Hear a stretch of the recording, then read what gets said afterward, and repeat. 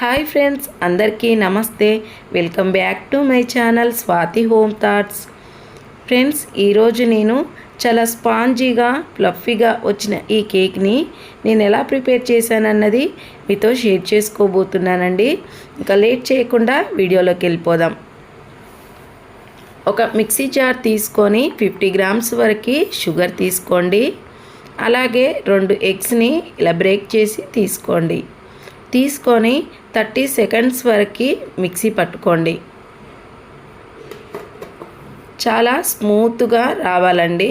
స్మూత్గా వచ్చేంత వరకు మిక్సీ పట్టుకోండి. ఇలా షుగరు మనం వేసిన ఎగ్స్ ఇలా మొత్తం కలిసేలా ఒక 30 అలాగే 40 సెకండ్స్ వరకు మిక్సీ పట్టుకొని పక్కన పెట్టేసుకోండి. ఇప్పుడు ఒక బౌల్ పెట్టుకొని స్టైనర్ పెట్టుకొని 1 కప్పు వరకు మైదా పిండిని వేసుకొని జల్లించుకోండి.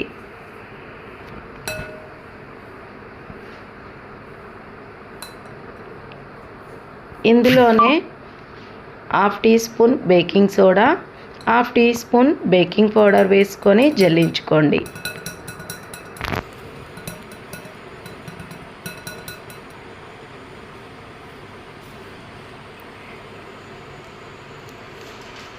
ఇప్పుడు ఇందులో బటర్ని యాడ్ చేద్దాం. బటర్ 100 గ్రామ్స్ తీసుకోండి. అలాగే మనం మిక్సీ పట్టి పెట్టుకున్న పేస్ట్ మొత్తం వేసేయండి. 1 స్పూన్ వెనిలా ఎసెన్స్ని వేసి ఇలా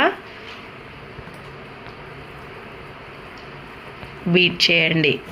బాగా బీట్ చేయాలండి. ఒక 10 to 15 మినిట్స్ వరకు బీట్ చేయాలి. ఒక దిక్కే తిప్పుకుంటూ బీట్ చేయండి. అటు ఇటు అనొద్దు. ఇలా నేను వీడియోలో చూపిస్తున్నట్లుగా ఒకవైపే ఇలా రౌండ్గా తిప్పండి.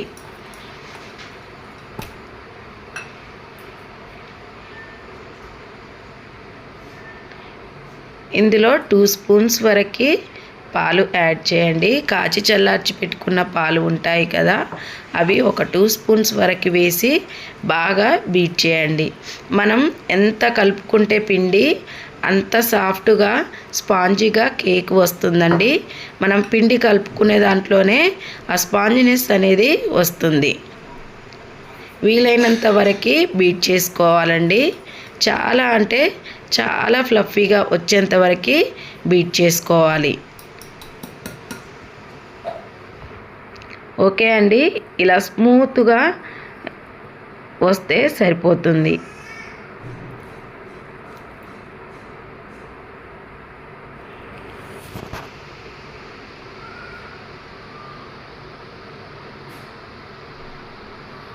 ఇలా స్మూత్గా అంటుంటే కిందికి జారిడ్చినప్పుడు అలా స్మూత్గా ఫ్లఫీగా రావాలండి. అలా వచ్చేంతసేపు బీట్ చేసుకోండి. ఓకే అండి, పొయ్యి మీద ఒక వెడల్పాటిది మందంగా ఉన్న గిన్నె పెట్టుకొని అడుగున ఇసుక వేయండి. కొద్దిగా వేసి ఒక స్టాండ్ పెట్టుకొని బౌల్కి మనం కేక్ బౌల్ ఉంటుంది కదా, కేక్ బౌల్కి ఇలా నెయ్యి కానీ బటర్ కానీ ఇలా స్ప్రెడ్ చేయండి. మొత్తం ఇలా స్ప్రెడ్ చేసి కొద్దిగా మైదా పిండిని డస్ట్ చేయండి. ఇలా పిండి చల్లుకుంటే మనకి అడుగు బాగాన అడుగంటకుండా ఉంటుందండి. ఇలా పిండి వేయండి. వేసి మనం కలిపి పెట్టుకున్న ఈ మిశ్రమం మొత్తం వేసేయండి.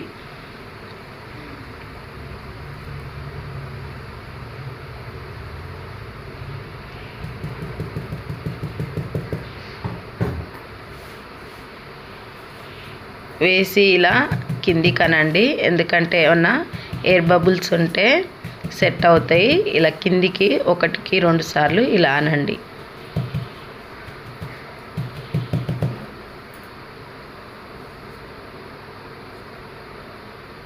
ఇలా స్మూత్గా వచ్చేంత వరకు అనుకొని ఇప్పుడు వేడవుతున్న గిన్నెల పెట్టేసుకుందాం.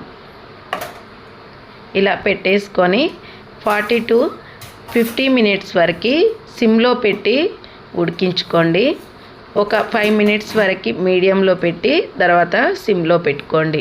పెట్టుకొని 45 to 50 మినిట్స్ వరకు ఉడికించుకోండి.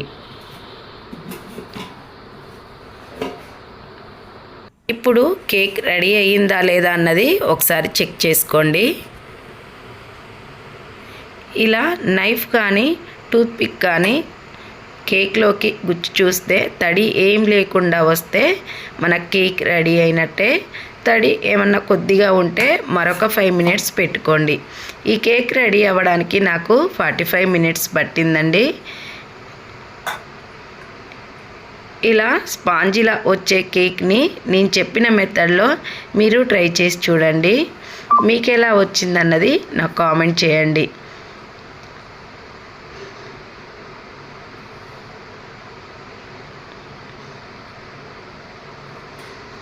ఓకే అండి.